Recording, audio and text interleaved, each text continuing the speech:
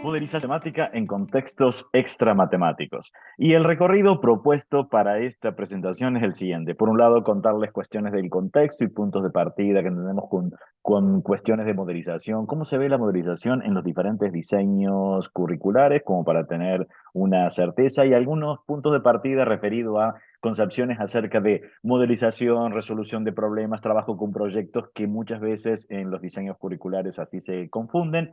Ideas para enunciar esas propuestas de modelización que se van a entremezclar con experiencias o propuestas, 5 en particular que les quiero contar. Esto no es un curso de modelización, entonces la idea es ver el proceso de modelización, la importancia que tiene dentro de la enseñanza, más que paso a paso cómo llevo a cabo una instancia de modelización y reflexiones finales. Básicamente esas reflexiones finales me quiero quedar con algunas advertencias con respecto a la modelización cuando no está bien usada o usada adecuadamente. Y estas piezas del rompecabezas espero que se vean todas como una unidad, así que comenzamos nuestro recorrido.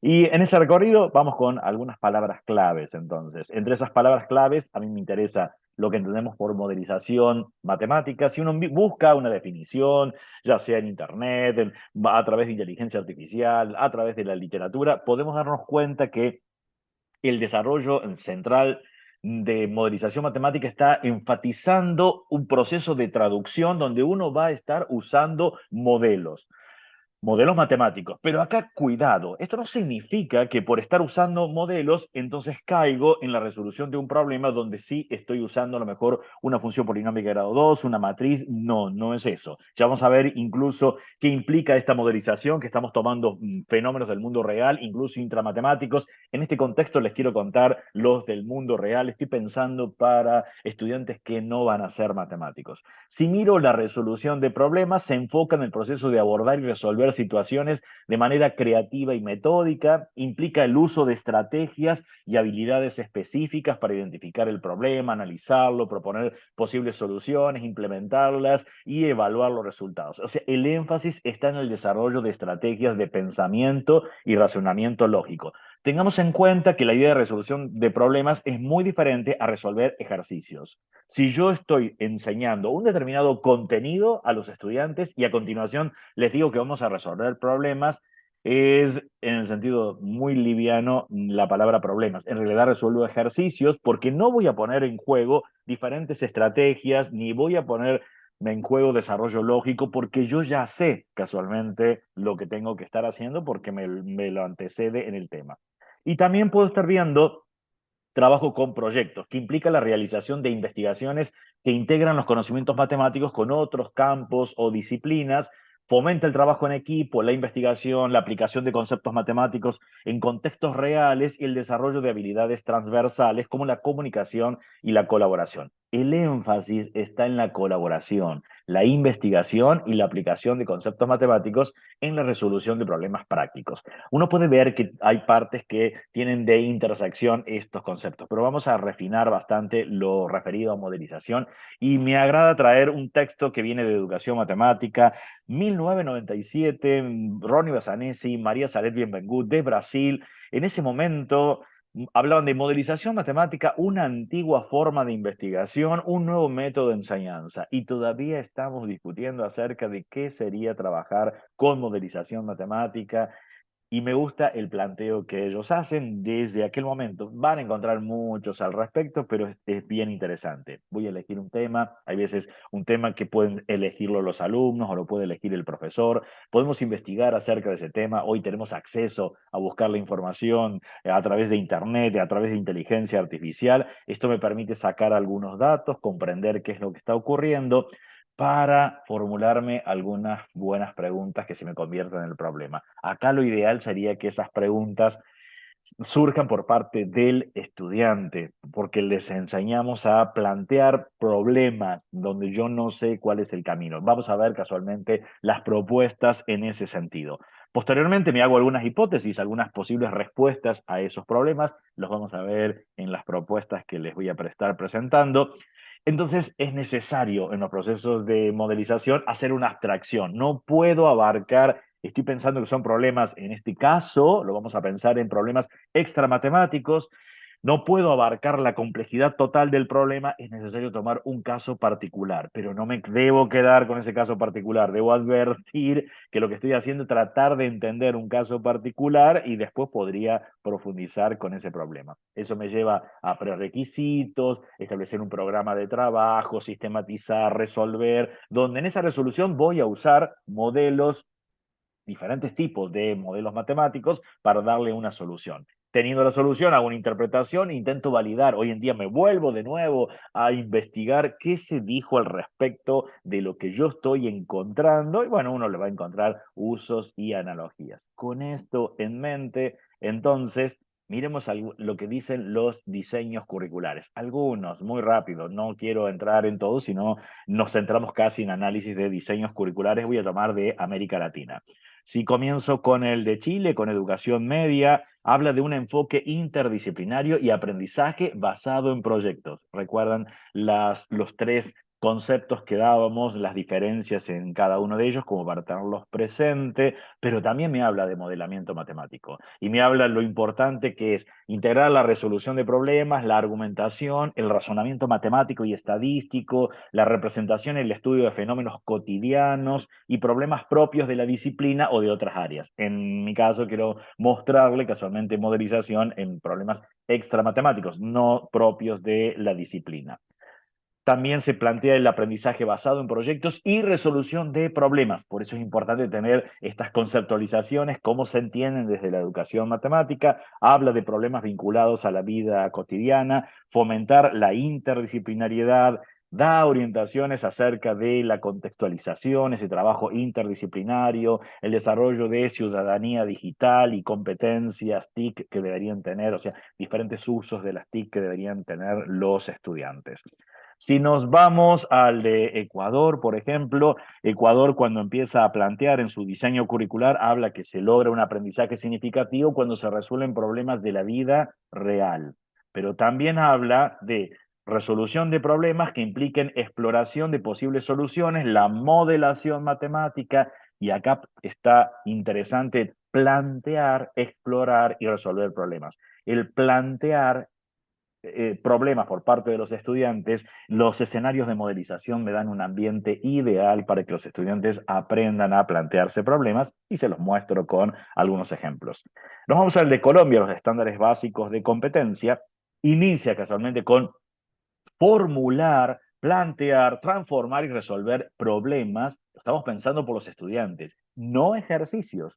La idea de, piensa en el concepto que partimos de la noción de qué entendemos por problema en educación matemática, ¿no? Menciona que es a partir de situaciones de la vida cotidiana, de otras ciencias, de las matemáticas mismas, la idea de interdisciplinariedad, formular distintos problemas, posibles preguntas, posibles respuestas y esta idea de comunicación, formular argumentos, argumentar, fundamentar, comunicar, que son procesos muy importantes dentro de matemáticas. Ya no pasa con solo resolver un ejercicio y quedarme solo, mirar una resolución que vea lenguaje simbólico y llegar a una respuesta. Esto hoy sabemos que no debe ser así en la enseñanza de las matemáticas, sin embargo, todavía convive en las aulas. Se establecen 5 procesos generales, si nosotros los miramos, desde formular y resolver problemas, modelar procesos y fenómenos de la realidad, comunicar, razonar, formular y comparar y ejercitar procedimientos y algoritmos. Si nos vamos al de Costa Rica, el de Costa Rica en particular menciona que juega un papel crucial los problemas reales en los que aparecen entornos físicos y socioculturales, remarca esta importancia de contextos reales, bien seleccionados. Ese bien seleccionados en educación matemática entendemos no caer en realidades falseadas y manipuladas. ¿Qué son estas realidades falseadas y manipuladas? Estas actividades que les proponemos a los estudiantes, que decimos esto nunca acontece en la vida real. Esto simplemente tiene una intencionalidad de aplicar una cuenta, un algoritmo que el profesor está presentando. Esto no puede ocurrir de esa manera. Entonces nos dice que se debe promover el contacto con los objetos matemáticos, en la realidad donde emergen cada uno de ellos, y casualmente menciona la idea de modelización, identificación, uso y construcción de modelos matemáticos es parte sustancial del enfoque que se propone casualmente en problemas en contextos reales. Nos vamos a la Argentina, voy a tomar uno de ellos, en particular cada una de las provincias, departamentos, como se suelen llamar en otros países. Voy a tomar el de donde yo vivo en particular. Y si lo tomo con algunos ejes en particular para diferentes años, puedo ver como indicadores de progresión de los aprendizajes, modelizar, modelizar, modelizar, o sea, si solo amplío uno de ellos, modelizar situaciones internas y externas de la matemática que involucre construir, comparar, analizar la importancia entonces de la modelización. Miren cómo es tan importante la importancia de la modelización que, por ejemplo, para carreras de ingenierías, el Consejo Federal de Decanos de Ingeniería, en uno de los tantos libros que ha sacado, en Enfoques por Competencias, casualmente menciona que el método tradicional de enseñanza de transformada de Laplace era este, en el cual uno partía de definiciones muy formales dentro de la matemática, que hoy sabemos que si empezamos una clase de esa forma, nadie nos entiende. Entonces, dice, y bueno, ¿cómo puedo empezar? Pero empezamos con algo particular, como que, por ejemplo, sería modelización. En este caso es, podríamos tomar, va a depender de la ingeniería, del contexto. Me imagino una ingeniería electromecánica o mecánica, por ejemplo. ¿Cómo podemos modelizar y resolver el funcionamiento de la suspensión de un auto? Y casualmente, a través de todo ese proceso, acá con una sola pregunta no alcanza. Eso es la idea de, uno tiene que pensar, pero hoy se puede ayudar hasta con inteligencia artificial. ¿Cómo podría trabajarlo con los estudiantes actividades de esta naturaleza? Básicamente es ir de lo factual concreto a lo simbólico abstracto, es lo que menciona la Secretaría de Políticas Universitarias, en este caso de Argentina. Vuelta de página, entonces, y nos vamos con algunas experiencias. La idea de experiencia no es relatar paso a paso qué es lo que hacemos, ni la solución, ni cuáles son los modelos que usamos, sino el proceso general, que es el que a mí me interesa, porque eso uno lo tiene que adaptar como profesor después a las experiencias por parte de los estudiantes. Una primera propuesta, por ejemplo, que esto lo hemos trabajado con los estudiantes, y esto va a depender el interés de los estudiantes también, porque uno dice, ah, qué linda actividad, pero también tengo que ver el contexto de los estudiantes si esto les resulta atractivo o no. En el contexto donde yo he trabajado, que era en ese momento una zona en la cual teníamos apicultores cercanos, era importante. Y tomamos un fenómeno particular que es básicamente se suele ocurrir en primavera, en el hemisferio sur, cuando se produce una enjambrazón, que si vemos la definición de enjambrazón es un comportamiento natural de las abejas que consiste en la reproducción de una colonia al dividirse en dos o más grupos separados. Básicamente lo que ocurre es que se empieza a criar una nueva reina y esa nueva reina no pueden quedar dos reinas dentro de la misma colmena. Esto se hace porque o hay sobrepoblación, o sea, mucha cantidad de abejas, porque se hace una renovación de la reina, porque la reina tiene ya edad adulta, entonces se empieza a gestar una nueva reina. Es interesante hasta ver cómo se gesta una nueva reina, cómo se hace esa selección, porque no aparecen muchas. Este trabajo interdisciplinario es rico también de por medio, en lectura comprensiva o para expansión de las especies. Pero acá está qué preguntas me hago en ese contexto. Y esto es darle la oportunidad a los estudiantes que se planteen preguntas que podríamos hacer. Que no tiene sentido, hay preguntas de licitación rápidas. ¿Cuánta cantidad de abejas tiene una colmena? ¿Cuánta cantidad de miel produce? Pero eso lo encuentro básicamente en Internet. No me demandan hacer ningún tipo de proceso.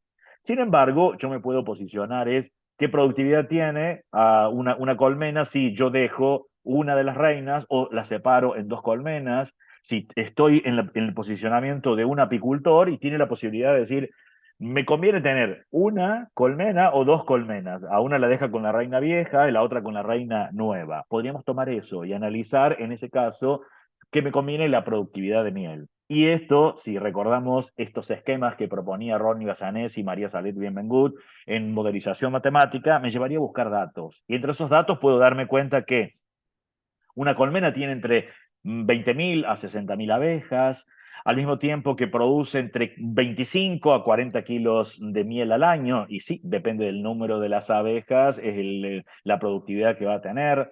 Me empiezo a decir, pero ¿quiénes conforman una colmena? Y puedo darme cuenta que básicamente están las obreras, ¿Y cuántas obreras puedo tener? Ya sé, de 20.000 a 60.000, aunque uno puede pensar otros integrantes. ¿Cuánto vive una obrera? Entre 4 a 6 semanas. ¿De qué depende de que viva de 4 a 6 semanas? Del clima, básicamente, si uno quiere buscar información. No es la idea comprender el problema, sino para que vean la complejidad, cómo voy a necesitar recortar y tomar un caso particular, porque si no me desborda la información. Puedo darme cuenta y cómo nacen las abejas. Y nacen a través de los huevos que pone la abeja reina, la abeja reina. ¿Y cada cuánto nacen? Nacen cada 21 días, después que hayan puesto estos huevos en la celda, a los 21 días. Y una reina tengo una sola dentro de la colmena que vive, a diferencia de de las abejas obreras, entre 2 a 5 años. Pero ¿cuántos huevos pone? Y pone entre 1.000 a 2.000 huevos por día. ¿De qué depende? Depende de la edad, casualmente. Esto es un promedio, y como hablamos en estadística, no necesariamente es exactamente 1.000, puede poner menos de 1.000 o más de 2.000, eso va a depender, datos que uno encuentra. ¿Cuántos zánganos hay? No muchos. Puedo darme cuenta cómo nacen, ver que nacen en realidad en la periferia del panal, que son pocos, que viven unas pocas semanas, pero que en realidad no producen nada. Por eso hablamos a veces en la metáfora de qué es lo que hace un zángano. Así que el número de zánganos no es tan importante como para hacer disminuir ese 20.000 a 60.000. Pero ahora voy a necesitar tomar un caso particular. ¿Qué es lo que ocurre? Tengo que empezar a hacer una suposición. ¿Cuántas abejas podría llegar a tener esta colmena? Bueno, si había una superpoblación, sobrepoblación de ellas, podríamos pensar que hay 60.000. Y que en lugar de matar, puedo pensar, un primer escenario es, bueno, matamos a la reina vieja, a la abeja reina vieja y dejamos la nueva con una colmena de 60.000. Y si no, no es la separación que hace el apicultor, sino lo pienso en términos naturales, se separan solas. ¿Cuántas se van con la abeja reina nueva? Que hay veces o se va la vieja o se va la nueva, uno puede analizar. No viene al caso en nuestro problema, porque lo que queremos ver es productividad. Puedo analizar y determinar cuántas quedaron en particular con una u otra de las colmenas. Pero mira, analicemos desde el punto de vista matemático nosotros cuestiones que no advierten los estudiantes. Miren cuánto viven las abejas. Entre 4 a 6 semanas, un mes, mes y medio.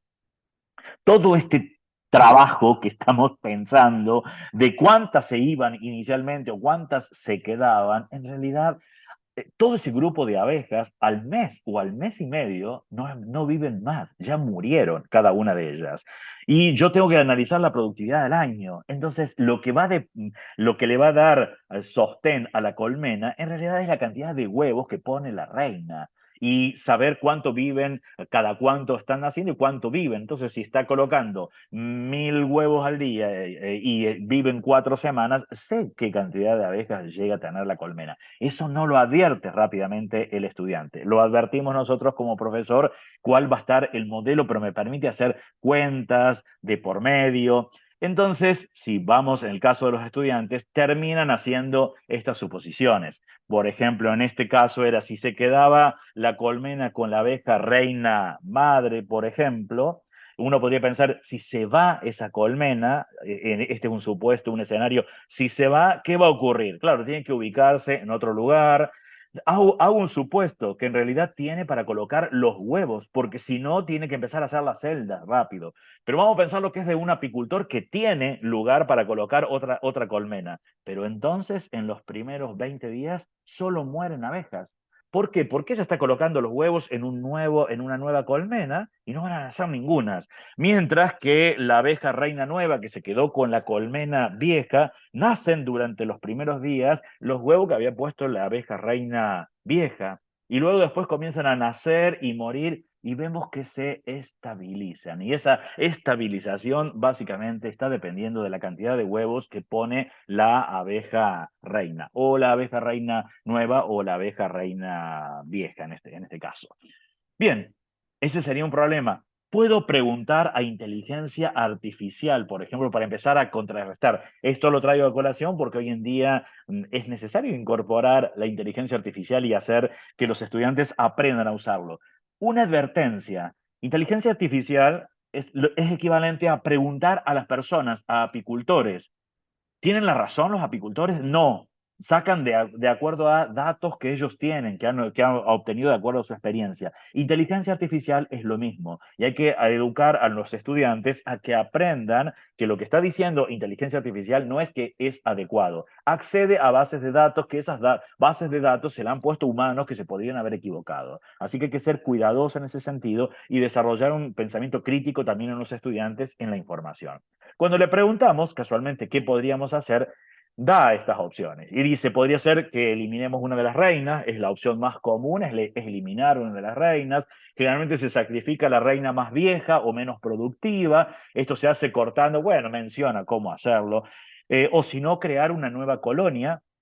Si uno tiene los recursos y equipo necesario, me conviene. Claro, si yo no tengo los recursos, no tengo una nueva colmena y no me conviene que se me vaya un grupo de abejas con, a lo mejor corro el riesgo que hasta se vaya con la reina nueva, que es la más productiva. Y me hace aclaraciones. La elección entre estas opciones depende de los objetivos que tengamos como apicultor, de la salud y productividad de las reinas, la edad que tiene, incluso la reina. Y la elección entre estas opciones dependen también de los objetivos como apicultor que uno se vaya a plantear.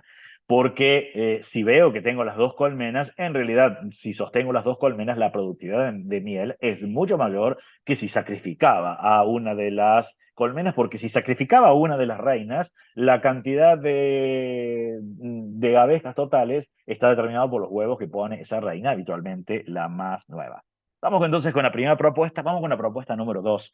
Otro escenario en el cual hemos desarrollado, tenemos una pileta, piscina, alberca, y habitualmente pueden estar e interceder en el lugar donde estamos, la sombra de árboles, de algún edificio, este en un contexto que lo hemos desarrollado, que era en una ciudad de Argentina, Salta en particular, era un edificio que tenía una piscina, había una cubierta, podíamos medir, y unos vecinos habían colocado una hilera de álamos piramidales que se utilizan para detener vientos. Entonces aquí surge el problema. ¿Esto se va a ver afectado a largo plazo, esos árboles que pusieron que me van a estar emitiendo sombra? Entonces me lleva a buscar información. ¿Cómo crecen los álamos piramidales? Vemos que van de 20 a 30 metros, tienen un crecimiento muy rápido. Bien, tengo entonces algunos datos. Es necesario darme cuenta cuál es la ubicación geográfica de donde estoy. Busco los datos.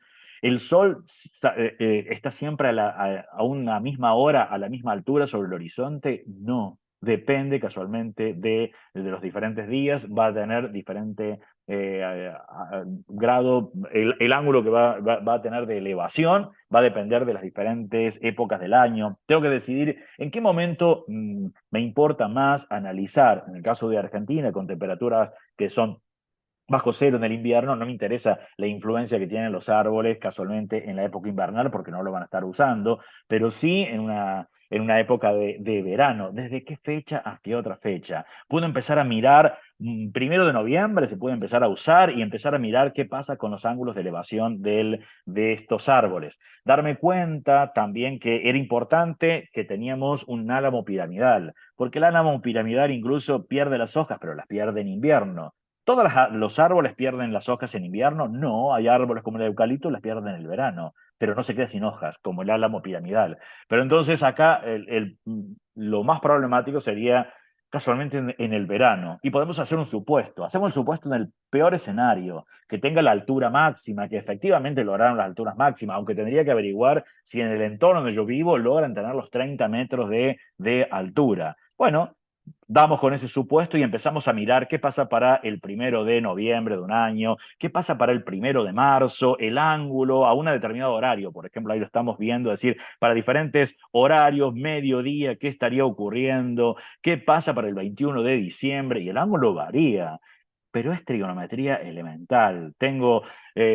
Puedo saber la sombra, tengo el ángulo de elevación, básicamente es trigonometría básica, tangente, y puedo calcular, pero eso no me resuelve todo el problema. Ahora tengo que tratar de analizar, porque no lo estoy haciendo el cálculo para un día, lo estoy haciendo para toda una temporada, en un supuesto en particular. Si miro en este escenario, que estamos pensando 30 metros del árbol, tengo una determinada pileta que puedo estar midiendo, una cubierta que tenía las medidas, la distancia en la cual teníamos de separación y aparecían estos álamos piramidales que estaban dentro de los 2 metros permitidos en la construcción en el caso de Argentina, y veíamos que para un determinado momento la sombra emitida era de 8 metros y medio, que si lo miro en una representación, parte influye en la pileta y uno diría, la parte más problemática sería la cubierta, pero ahora depende del uso que yo quiero darle, porque a lo mejor si el uso es para tomar algo, descansar en ese momento y no quiero tener el sol,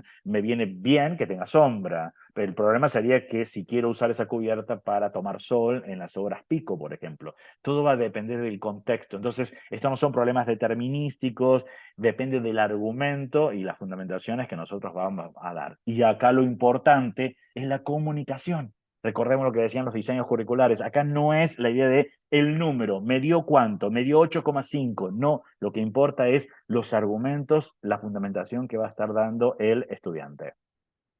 Pasamos ahora a otro problema. Esto lo hacemos un poco más complejo para pensarlo en la formación de profesores, va a depender dentro de las carreras, pero miren, queremos buscar problemas reales. Podemos pensar en un supuesto, voy a trabajar algo que esto es la zona donde yo vivo, y uno puede tener fábricas de un determinado producto, lácteos, en la zona donde yo vivo, puedo tener una fábrica, otra sede de la misma fábrica, del mismo dueño, y otro, que producen determinados tipos de productos. Supongamos que producen variedades de quesos. Y lo que hacen es distribuyen estos quesos a diferentes mercados que son los que potenciales que están demandando este tipo de productos.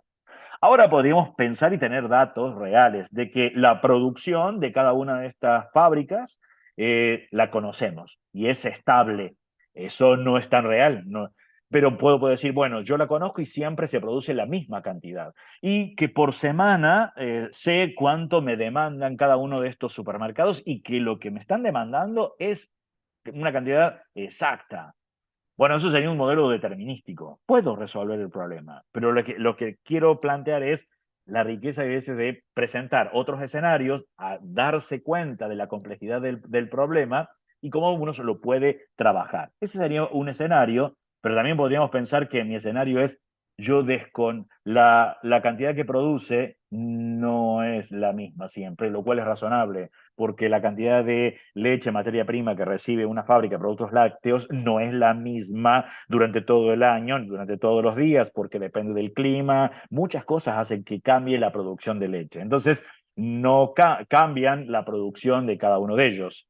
Y lo mismo pasaría con la demanda. La demanda, lo que me van a pedir cada uno de los supermercados o mercados, no es la misma, cambia. Pero ahora puedo hacer un análisis del modelo y decir, bien, pero para este caso en particular, puedo pensar que si bien cambia, puedo acceder a bases de datos y que el comportamiento que tiene es aproximadamente normal. Bueno, es un modelo, uno diría, es un modelo probabilístico que tenemos. Al mismo tiempo sé cuánto me cuesta para producir cada uno de estos productos y también sé cuánto me cuesta trasladar esos productos de cada una de estas fábricas a cada uno de estos supermercados. ¿Cómo empiezo un problema? Uno dice, tremendamente complejo. Sí, pero lo interesante es advertir la complejidad y después poder hacer una simplificación. Puedo empezar, por ejemplo, con 3 fábricas, 3 supermercados, por ejemplo, o podrían colocar menos. Yo les voy a colocar un ejemplo con 3 y 3. Entonces, pero acá están las preguntas que tienen que hacerse también junto con los estudiantes. ¿Qué quiero hacer? Puedo hacer ese recorte, pero ¿qué me interesa? Minimizar los costos, por ejemplo, los costos tanto de producción como de reparto de cada uno de ellos. Bueno, tomemos un caso hipotético, porque ahora es qué importan exactamente los números. Después cambiamos. Lo que es interesante es ver cuáles son los modelos que podemos estar usando y las posibles soluciones. Podríamos pensar un caso particular y decimos, bueno, tengo estas 3 fábricas o lugares de producción y después de hacer analizar todos estos datos, lo que yo dispongo son de la cantidad en promedio cuánto están produciendo y tengo varianza y puedo establecer ahí probabilidades de por medio, ¿no?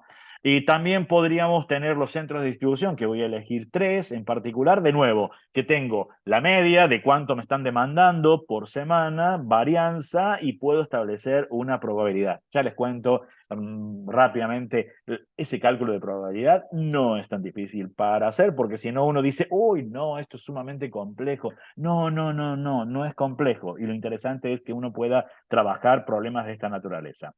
Podría tener los costos, y los coloco dentro de una matriz, por ejemplo, los costos de distribución de cada una de las fábricas ABC a cada uno de estos supermercados, que le llamamos X, Y, Z, por ejemplo, y lo que podría saber es cuánto me cuesta producir el mismo producto. Vamos a elegir un solo producto, después podemos agregar dos, tres más, ver el producto, la complejidad total del problema. ¿Cuánto me cuesta producir cada uno de ellos? Y ahora uno dice, ¿y cómo saco las cuentas? Ahora, ahí está parte del modelo.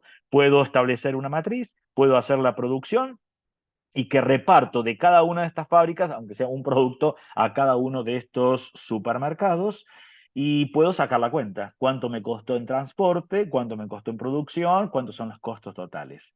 Pero ahora no tengo que hacer las cuentas a lápiz y papel en la era en la cual la tecnología también la tenemos que incorporar y nos piden hasta los diseños curriculares que incorporemos la tecnología. En este caso podríamos apelar a una planilla de cálculo como Excel o cualquier otra. Yo voy a tomar Excel porque tiene un complemento que en particular es Solver. No es la idea enseñarles cómo trabajar, pero uno puede buscar más videos hasta que cómo los explican, uno puede ver qué es lo que uno está buscando, en este caso era un mínimo de la función objetivo que uno la tiene que estar marcando, cuál es la celda, cuál es el grupo de restricciones, que en realidad las producciones tienen que ser, por ejemplo, la producción de cada uno de ellos, de cada una de las fábricas, tendrá que ser menor a la probabilidad que le estamos colocando de producción, y lo mismo que lo que voy a repartir tendrá que ser menor, eh, estar ajustado, en este caso mayor o igual a lo que está pidiendo cada uno de los supermercados, por ejemplo. Va a depender el problema, cómo lo quiero narrar. Si lo miro, me queda en una planilla de Excel, es esto. El cálculo a veces de probabilidad, uno dice, ¿cómo puedo hacer que el modelo me sea dinámico? Y en Excel es fácil, porque es colocar alguna de las funciones, en este caso es distribución normal inversa, y me dice, bueno, tengo que colocar cuál es la probabilidad, cuál es la media, para la primera celda sería picar el 100, cuál es el desvío estándar, bueno, es la raíz cuadrada de la varianza, podría haber tenido el desvío directamente. Y la probabilidad se lo pido que lo haga aleatorio, la planilla de cálculo, y le pido que me tire un número aleatorio entre 0 y 1, me da la probabilidad, y casualmente me está haciendo este análisis, me dice, bueno, mira, la probabilidad para este caso podría quedarme 101, para el caso B 144, para el caso C 211.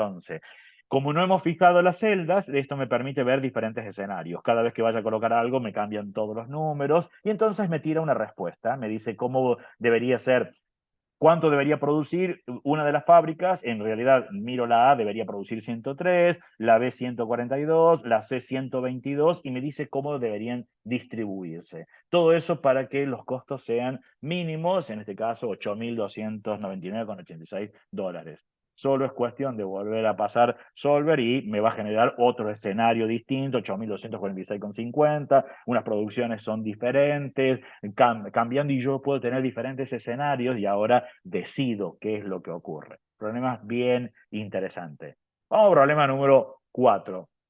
Esta propuesta es, tengo consumo, por ejemplo, de carnes, diferentes tipos, en el caso de Argentina, carne de pollo, de cerdo, de res, de pato, de chivos, de conejos, eso va a depender qué es lo que estoy consumiendo, y ahora es hacer participar a los estudiantes, es qué preguntas puedo hacerme.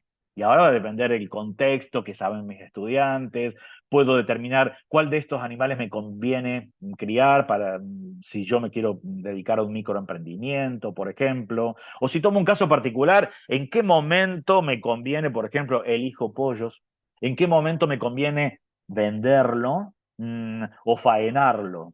Lo puedo vender vivo o lo puedo faenar y vender. Pero entonces ahora necesito hacer un recorte, pero yo no sé la cantidad de pollo, no sé el local.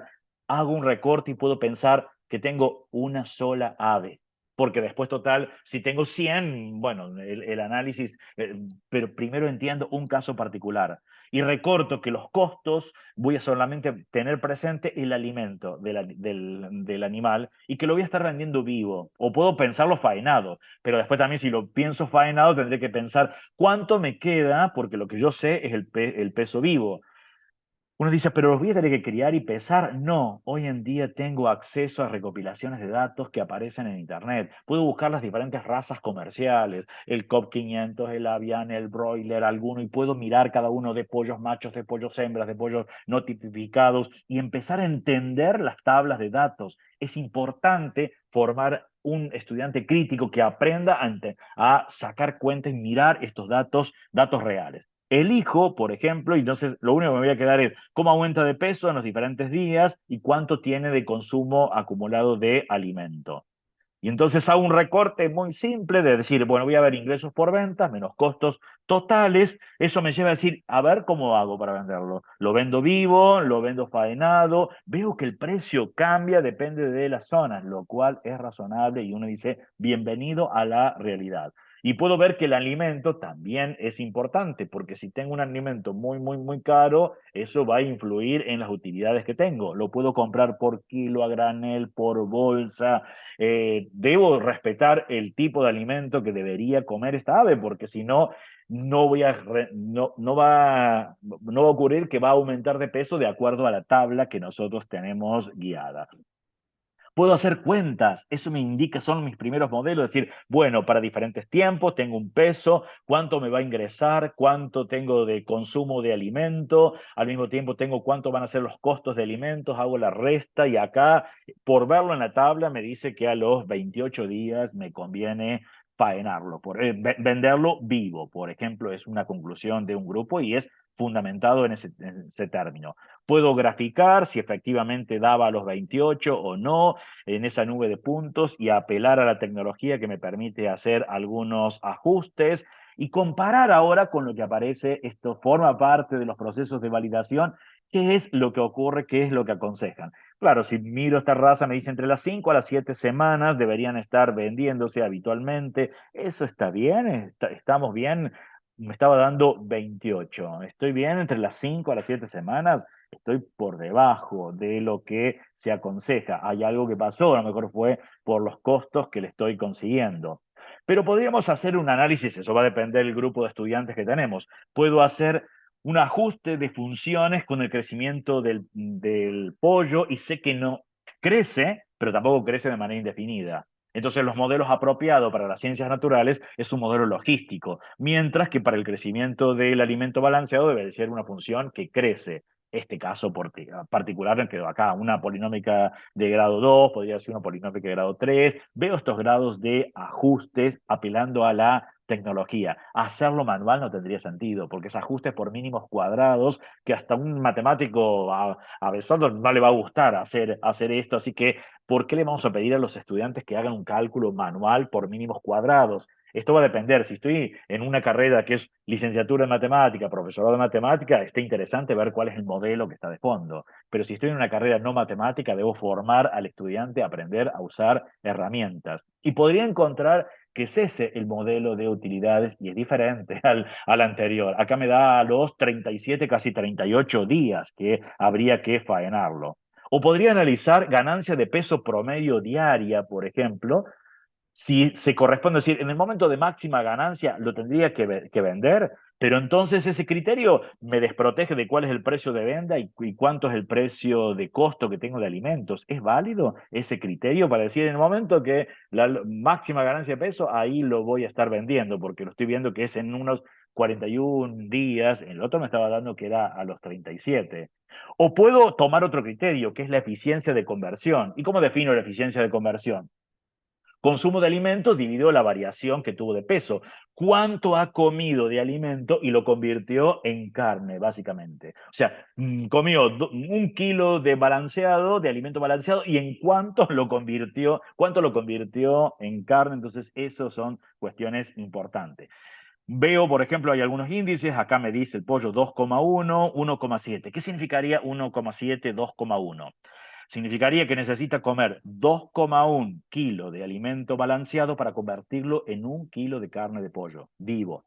Y 1,7, que 1,7 kilos de alimento para convertirlo en 1 kilo de carne de pollo. Entiendo que el alimento tiene que ser mucho más económico que el precio que lo voy a estar colocando de venta. Porque si no, si necesita 2,1 kilos de alimento balanceado para vender, hacer 1 kilo de pollo, no puede ser que sea más caro el alimento balanceado, porque entonces no me conviene. Estos son formar crítico también a los estudiantes y puedo ver entre qué bandas tengo, y acá tengo intersecciones de rectas, un trabajo matemático sumamente interesante. No se desarrolla en una clase, es algo que lo desarrollamos en varias clases, porque si no los profesores dicen, no, es que yo tengo que desarrollar tal tema y esto me insume mucho tiempo, pero no estoy viendo la potencialidad que tiene el trabajo de la modelización.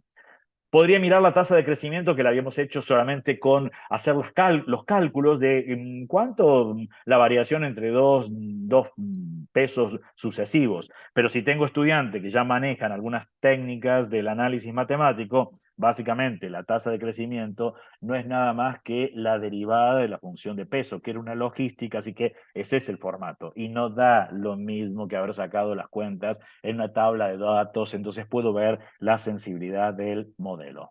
Vamos a la última propuesta y me voy con los más pequeños en una escuela primaria, por ejemplo. Y acá hasta dar ideas. ¿Cuáles podrían ser una idea? Puedo hacer esto, diseñar una huerta escolar. Tengo un determinado lote dentro de la escuela y lo que me planteo es, bueno, ¿qué podríamos sembrar y plantearnos como una huerta escolar? Lo estoy pensando para niños de 8 a 10 años. Y decir, ahora hay que tomar decisiones. ¿Qué verduras me convienen estar colocando? Puedo hacer pequeños diseños y lo puedo fundamentar. No hay una respuesta única. Y acá, tírose una idea sin entrar en detalles, puedo apelar a inteligencia artificial para decir cómo podría desarrollar esta propuesta con estudiantes de aproximadamente 8 a 10 años, colocando los prompts de entradas y recordando que inteligencia artificial no es que es real todo lo que me está diciendo. Apela a bases de datos que tiene, que les fueron cargadas y me da algunas orientaciones. No para ponerle la consigna a los estudiantes, sino para saber cómo tengo que estar trabajando. Decir, por ejemplo, hay que introducir la huerta escolar, comienza explicando qué es una huerta escolar, cómo puede contribuir al aprendizaje sobre la naturaleza, la biología, la alimentación saludable. Acá viene todo el trabajo interdisciplinario, un brainstorming y planificación, pedir a los estudiantes que compartan ideas sobre qué les gustaría cultivar en su huerta escolar. En este caso es ¿qué quiero? Colocar frutas, verduras, hierbas, y después tendría que justificar por qué lo quiero. Dibujo de la huerta, darles papel y lápices de color y pedirles que dibujen cómo van a distribuir, qué van a poner en cada uno de ellos, después ver una puesta en común, identificación del espacio y recurso, hacer mediciones, dónde voy a colocar, si tengo lechuga, cuánto va a estar ocupando, si voy a colocar plantas de zapallo que ocupan mayor lugar, que tienen guías, cuánto esto me lleva a estar preguntando a familiares o buscar información, cómo debería estar sembrándolas. Selección y justificación del cultivo. ¿Por qué quiero colocar ese cultivo en particular? Crear un diseño de esa huerta, una plantación simulada, que tengo simuladores para hacer o los puedo hacer a través de dibujo con los niños. Y la presentación y compartir. Organiza una actividad donde ellos tengan que estar compartiendo esos diseños. Eso es importante hasta aprender a escucharse otras propuestas que son diferentes, porque a veces es yo quiero mi propuesta y no tengo la capacidad de escuchar a otros con propuestas diferentes. Son competencias a desarrollar. Y esto que lo marco así, grande, como para que no nos olvidemos nunca de estos procesos, concluir la actividad con una reflexión preguntando sobre lo que aprendieron de matemáticas, porque si no, voy a quedar, hoy aprendimos solamente la huerta y a dibujar. No, qué cosas de matemática, para que también el profesor, la profesora, maestra o maestro no lo olvide. Y nos vamos con las reflexiones finales. 8 alertas. Vamos con las primeros 4 alertas. Es falta, una de las cosas que vemos en la modelización matemática, cuando se les presentan, falta de contexto real. Este error se refiere a la presentación de problemas de modelización sin un contexto del mundo real, solo porque quiero ver los modelos. Los problemas se plantean de manera abstracta, lo que hace que sea difícil para los estudiantes relacionarlo con situaciones que les pasan del día a día. Un Uso excesivo de fórmulas, también lo vemos. Algunos docentes tienden a centrarse en la aplicación de fórmulas matemáticas en lugar de enseñar los procesos de modelización, que son los más ricos. No la fórmula que usé, lo que está de fondo. ¿Es interesante? Sí, pero no es el foco en sí. Esto puede llevar a una comprensión superficial y a la falta de habilidades en la resolución de problemas. Piensen todo lo que estaba detrás, los recortes, de estudiar casos particulares, modelos simplificados en exceso. Esto hay veces cuando yo me quedé solo con un caso, presenté el caso complejo, pero ahora lo pongo tan simple y me quedé solo con eso, donde voy a llegar a soluciones poco realistas y erróneas, y los estudiantes deben aprender a equilibrar la simplicidad con la precisión. El énfasis en la respuesta correcta, básicamente, a veces por parte de los profesores, que me interesa ver que todos hayan llegado acá en los problemas de modelización. No tengo la respuesta correcta, tengo respuestas correctas, ¿sí? Porque va a depender de los fundamentos y por eso es importante la comunicación y la fundamentación. La enseñanza a menudo se centra en obtener la respuesta correcta en lugar de enfocarse en el proceso de modelización y el razonamiento detrás de las soluciones. Y eso logra que los chicos no se sientan, los estudiantes, no se sientan incentivados a la experimentación y la exploración. Ignorar la incertidumbre. ¿Qué es esto? En el mundo real, los modelos a menudo deben lidiar con la incertidumbre y la variabilidad. No son determinísticos los modelos. Los problemas del mundo real rara vez se pueden modelar de manera perfecta y determinística debido a la presencia de múltiples variables, datos incompletos y la influencia de factores externos que no son predecibles. Pero eso, que significa que no lo tengo que abordar, sí lo abordo, pero entonces tengo presente la incertidumbre. Esto es, bajo estas condiciones, bajo estos supuestos, pensemos cuando le decimos a los estudiantes problemas de esta naturaleza, supongamos, casualmente, si supongamos, yo le estoy dando los supuestos que están para que el problema se vuelva determinista, porque si no, no lo es. Enfocarse en modelos únicos, a veces se presenta la idea de que solo existe una solución correcta para el problema de modelización y en realidad hay múltiples formas de abordar un problema y construir un modelo. Poco énfasis en la comunicación. No puede ser, lo más rico es casualmente la comunicación de los resultados, la interpretación de los modelos, que son aspectos esenciales de la modelización matemática que muchas veces el profesor los pasa por alto. O sea, no se trata solo de resolver ecuaciones o realizar cálculos, sino de interpretar lo que significan esos resultados. Y empalmado con ello, la falta de integración interdisciplinaria. La modelización matemática a menudo se enseña de manera aislada, sin conectarla con otras disciplinas. Y estamos ignorando que la modelización interdisciplinaria puede ser más relevante y enriquecedora. Y eso nos lleva a nosotros como profesores de matemática saber de otras disciplinas. Muchísimas gracias por la atención. Queda aquí en el video que uno puede hacer comentarios, mi correo para quienes me conocen o me buscan en redes sociales y debatir cada uno de estos temas. Muchas gracias por la atención.